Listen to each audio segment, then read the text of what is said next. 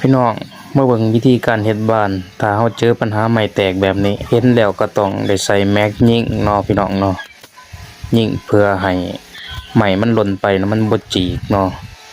เพราะว่าไม้เดี๋ยวนี้มันก็บ่มีไม้ดีแล้วพี่น้องมันจะมีไม้แตกกับไม้เสียแน่เพราะว่าไม้ดีๆมีหลายแต่ก่อนเขาเจ้าแก่เมื่อต่างประเทศเบิดแล้วมันอยู่บ้านเฮามันบ่มีอีกแล้วเนาะพี่น้องเนาะมันมีตั้งแต่ไม้แตกๆเขาก็มา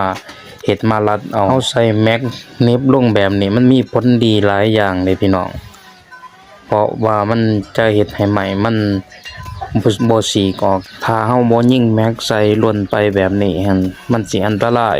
ไม้มันสิฉีกออกแล้วมันก็กลายเป็นบ่งามสร้างเขาเจ้าสิบ่ยิงแม็กแบบนี้บางสร้างเขาเจ้าก็สิก้อยก้าว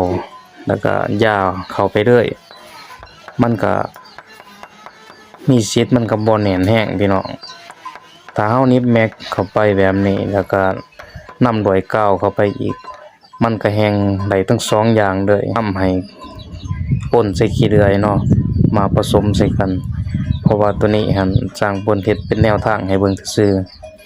แต่ว่าถ้าสิใส่คักๆก็แม่นอย่าลืมขี้เลื่อยฮ้อนขี้เลื่อยแล้วมาผสมใส่กันมันสิแน่นแห้งได้พี่น้องท่านได้เห็นคลิปนี้ถ้ามีประโยชน์ก็ลองเอาไปเป็นแนวทางเบิ่งถูกใจอย่าลืมติดตามสร้างปนใบเด้อพี่น้อง